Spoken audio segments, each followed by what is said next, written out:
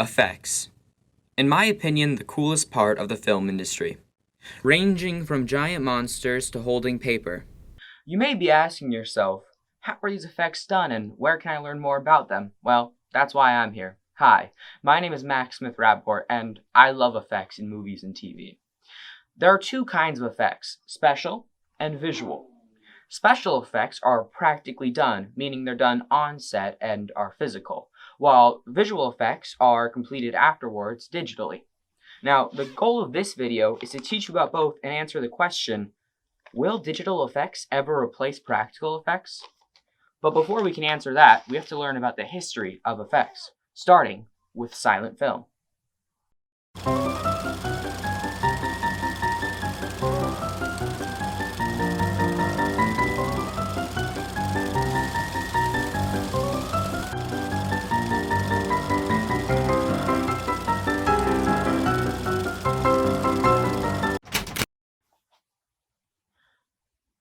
That was weird.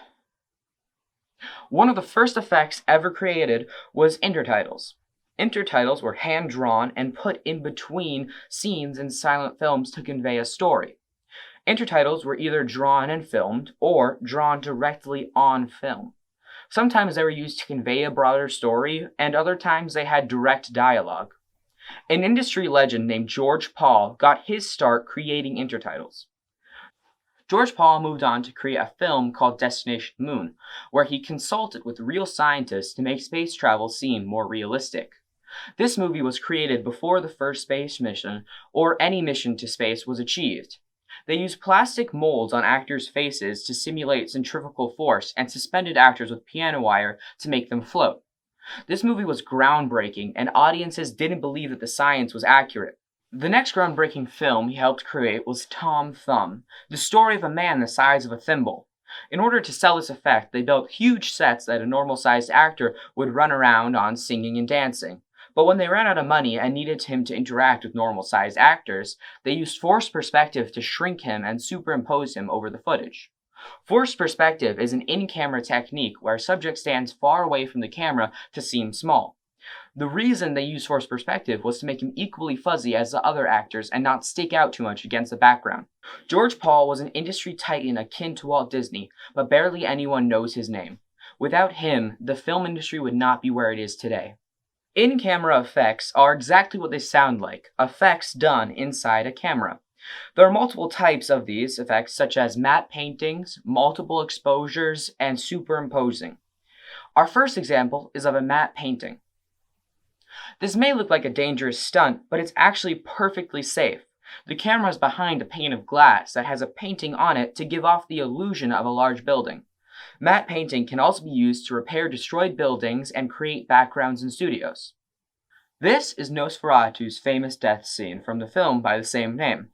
The way this effect was achieved was through multiple exposures, where the background of the window was filmed, then the actor who played Nosferatu stood in front of a black background, and they recorded over the same film to make him appear ghostly and then disappear completely. In-camera effects don't really fit into the category of practical or visual effects and float in a kind of gray area, so I put them in their own category. Practical effects, or special effects, range from miniaturism to prosthetics to explosions, props, glass breaking, and squibs. Miniaturism is the art of creating models. These models are used in film or can be used as concept art. Star Wars and Star Trek both use motion-tracked models to create their spaceships. In this famous scene from Star Wars Episode 4, A New Hope, these spaceships are standing still and the camera is moving around them. Prosthetics are another form of special effect. Prosthetic makeup is a form of makeup that can turn actors into creatures or even other people. In making Lord of the Rings, Weta used prosthetics to create their orcs instead of CGI. The Walking Dead also utilizes prosthetics to make their zombies. And in the movie Back to the Future, Robert Zemeckis used prosthetics to age the father, mother, and Biff. Prosthetics are still used today in movies, but some of their jobs have been replaced with CGI, like de-aging an actor is now commonly done with CGI. It's actually surprisingly hard to run through a plate glass window. Trust me, I've tried. So the next time you're watching a TV show or movie, when someone does this, slow down the footage and watch when the glass breaks. because the glass will shatter before the actor even touches it. This is done with small explosives that crack the glass right before an actor goes through. Sheesh, that got a little real there. Let's move on to visual effects. Visual effects are digitally done, but before you can sit down and design an effect, it's good to have a reference, and these references are called pre-visualizations, or previs for short. Let's roll a clip. Scar! Brother, help me!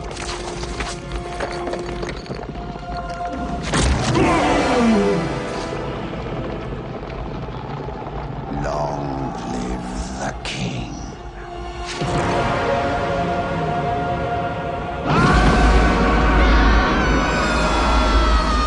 Alright, so it's not perfect, but it is a necessary part of the process, and from pre-visualizations, we're able to get movies that push the envelope. Another form of visual effect is mocap, also known as motion capture. Motion capture is done with an actor wearing a mocap suit that transmits all of their movement data to a computer, which a team can then put a CGI model over and then place into a film. Lastly, the most important form of visual effects is CGI, also known as computer-generated imagery. It has hundreds of applications, such as de-aging an actor, creating things that were never in a shot, and sometimes even creating costumes. CGI was used in The Gemini Man and The Irishman to de-age actors and make them look like their younger selves. CGI has also been used in the past to recreate human beings, but recreating a human face is incredibly difficult, and filmmakers have failed quite a bit in the past. The reason it's so hard is because of something called the uncanny valley. Behind me, you can see my representation of the uncanny valley. Essentially, the uncanny valley weighs emotional connection against realism. On the left of the valley, you see Mr. Incredible, a character with low realism but high emotional connection. As one tries to make a character look more and more realistic and human, they start to fall into the uncanny valley. See the Scorpion King and the Polar Express characters. You may not know it, but as a human being, you are incredibly good at determining whether or not a human face is real. And when it's clear one's not, it's hard not to focus on it and therefore hard to relate to that character and build an emotional connection with them. Because they make you uncomfortable. As you can see, over time, we have gotten better and better at making human faces, and we've exited the uncanny valley with this character right here. Blade Runner 2049 featured a character from the original movie who's a robot and didn't age between the films. So to create this person, they completely rebuilt her face using CGI. The results are stunning. This effect was truly groundbreaking.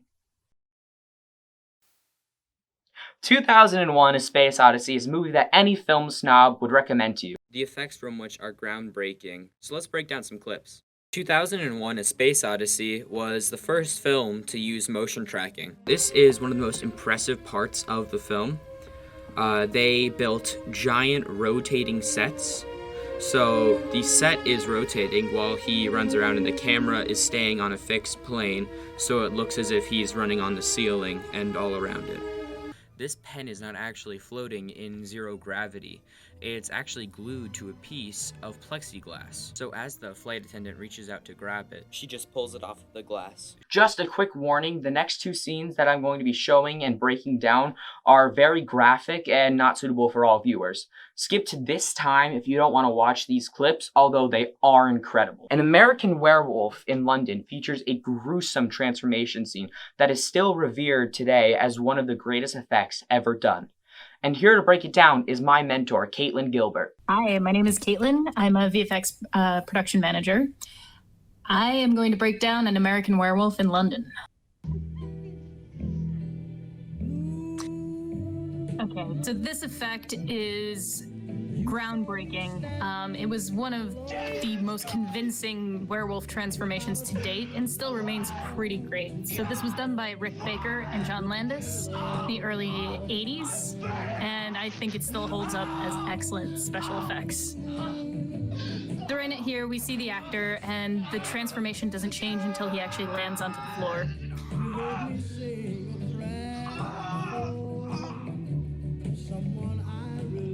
In this scene here, we actually see interchangeable hands, and this is done by a stop-motion animation. So they're doing this very, very slowly, but it looks very convincing. So you can see the growth. Some of its elasticity that they were using a special blend of, I'm not even positive, they never released what it was, to actually stretch the hands out. A lot of the scene was done in reverse so that it would look like things were growing, particularly the hair and his feet. Again, we have interchangeable feet there. When he comes down to the ground and we start to see the hair growth, this was all shot in reverse. So the hair was actually going into the model of the body rather than coming out, as you can see right here. You can see some crazy prosthetics that are being utilized here. They're partially being inflated to give that more gruesome bone-breaking effect. When the actor actually lands onto the floor after this point, what we're seeing is he's actually located inside of the floor, and the rest of this is a prosthetic. They used interchangeable teeth and probably contact lenses. They had multitudes of interchangeable feet and hands. And the sound effects don't hurt at all to help convey this transformation. At this point, they did stop motion again with interchangeable heads and interchangeable ears. You can see some silicone and slime effect to add to that sweaty horror. And at this point, pretty much the whole actor is, in fact, a prosthetic that's just being moved and manipulated and puppeted from the floor.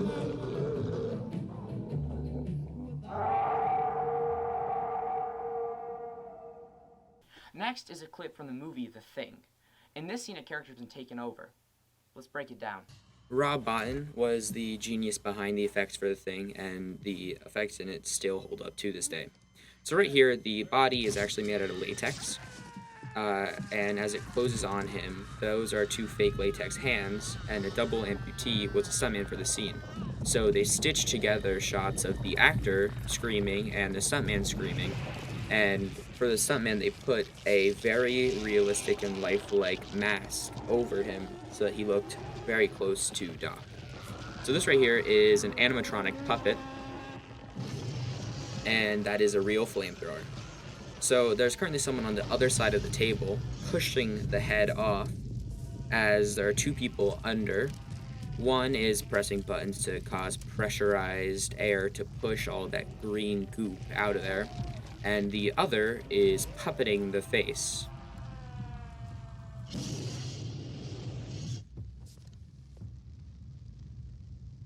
This was shot in reverse,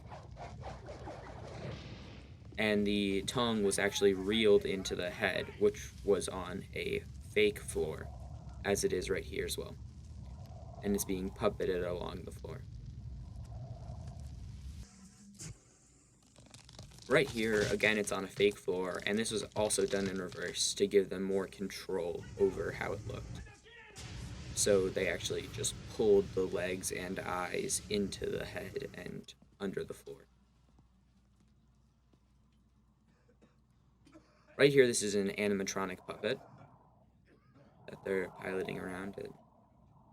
This scene is just disgusting and gruesome and amazing. And right there, this is a head on an RC car with animatronic legs. You gotta be fucking kidding. A great line from this movie. And once again, a real flamethrower. My passion for behind-the-scenes work was inspired by this clip. I need you to be strong.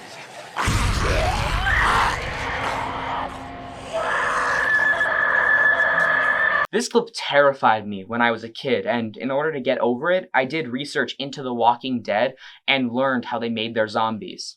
I found the process so fascinating that I actually watched 5 seasons of the show. My other inspiration is a YouTube channel called Corridor Digital. Their content features lots of VFX, and on their second channel, they explain how they make them.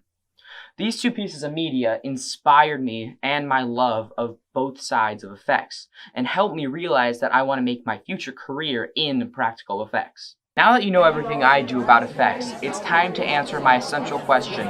Will visual effects ever take over special effects? Time for the answer.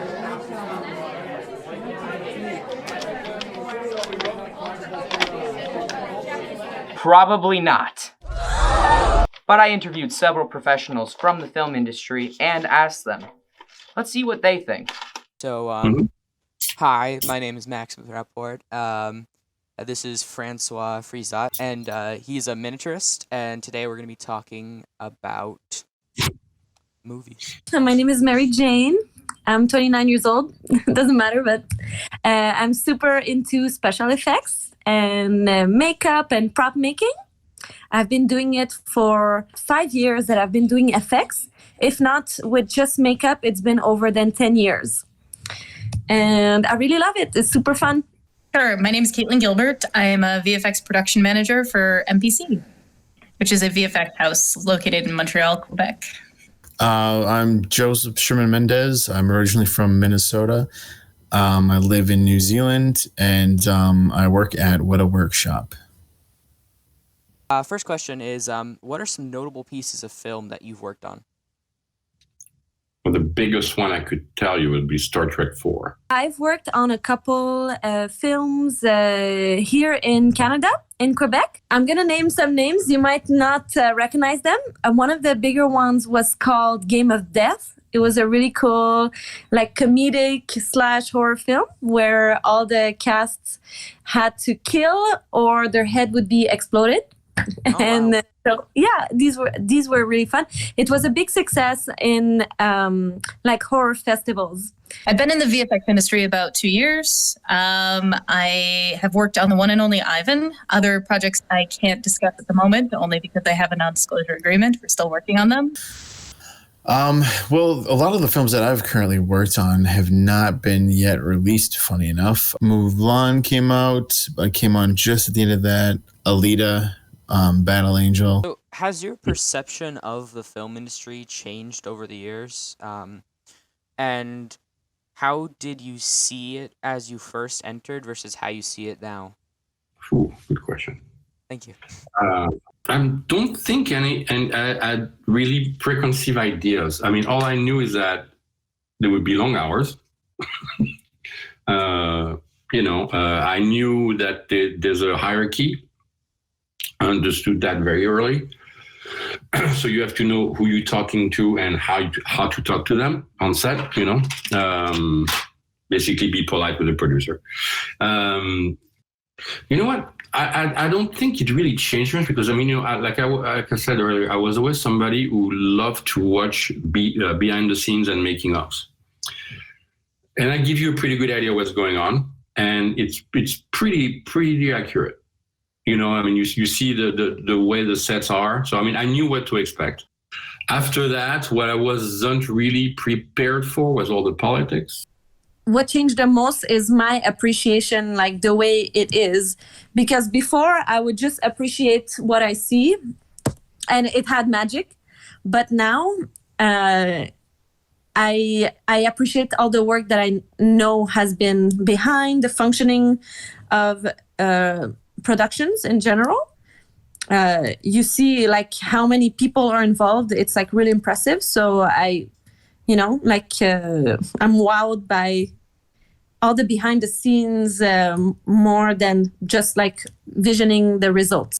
I wanted to get into film, so I went to film school. And when I got into film school, I was learning really the craft of it, just from beginning to end, and focusing a lot in cinematography and production planning and management. And I knew how big films were, but I didn't know how vastly big they were. And now even working on motion pictures, Hollywood films, it is a huge perception change. It's just, you don't realize how many little pieces and facets there are that go into it.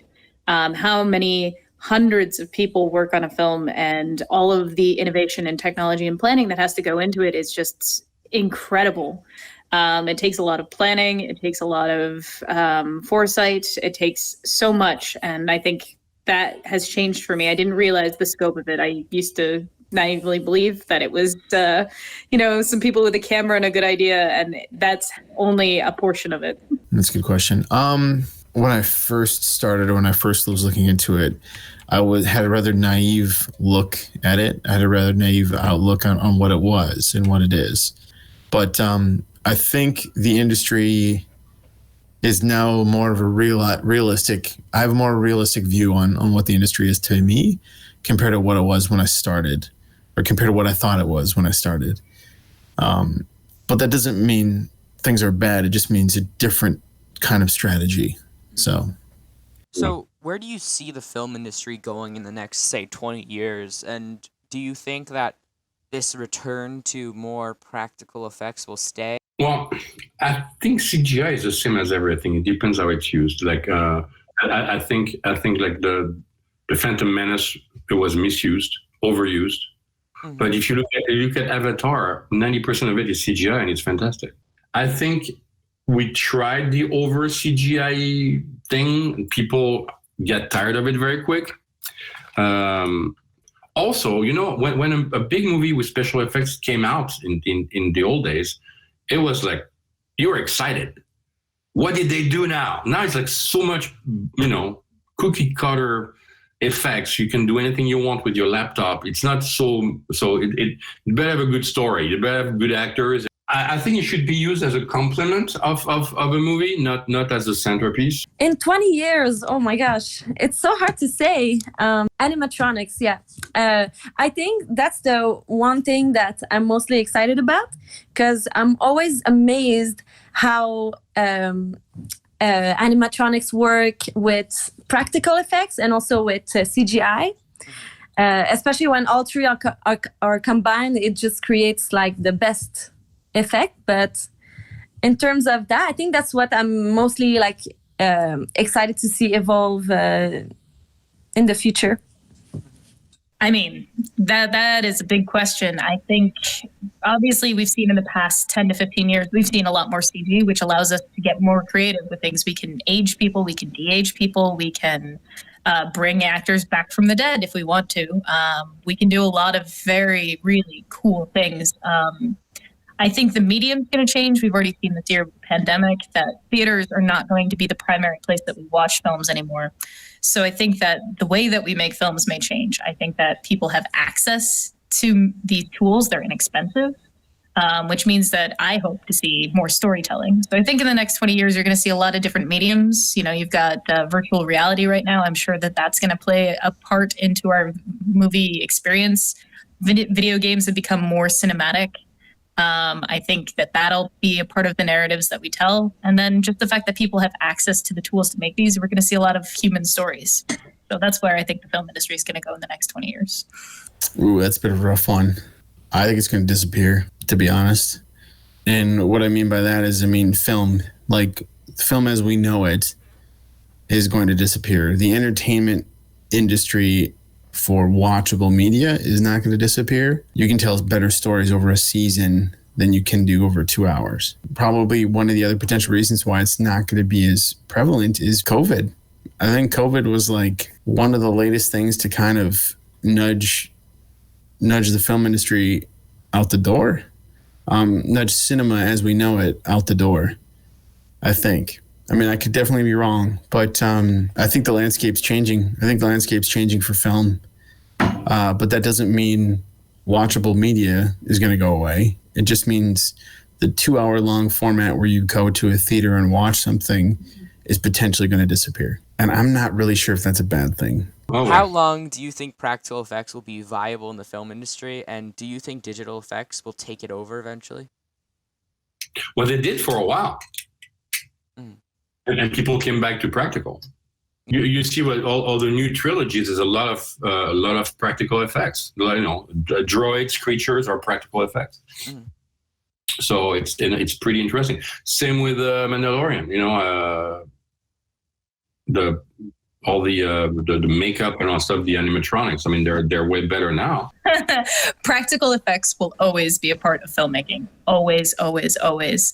There is always something that VFX can't do, or it's just easier to do practically, and vice versa. Some things are just easier to do in CG than they are to do practically. I don't think that they're in competition with each other. I think that they are two separate parts of the industry, and there will always be a place for practical effects. VFX artists can't do every single particle of sand, and you want to make it look as realistic as possible. So they'll always be in tandem with each other, and there's always a need for, props and set design and building and all of that special effects. I think physical will always have a place, but it just kind of changes the way what that place is. Now, the interesting part about it is that digital has improved the ability to do physical, and physical has improved the ability to do digital. And it's about the marriage of the two technologies that makes the best results. Just kind of an example is if you look Two Towers, when Theoden, you kind of have the mixture of the old age makeup that kind of like disintegrates off of his face and disappears. And he goes back to being his younger self in the throne room in Rohan. That was a really good combination of both practical and digital. Without that, it wouldn't look as good. From everything I learned while researching this project, one fact seemed to be completely agreed upon. Effects shouldn't be seen as exclusive fields that should never mix. All types of effects should be used in conjunction with each other to push the industry forward. Thank you for listening, and I hope you have a great day.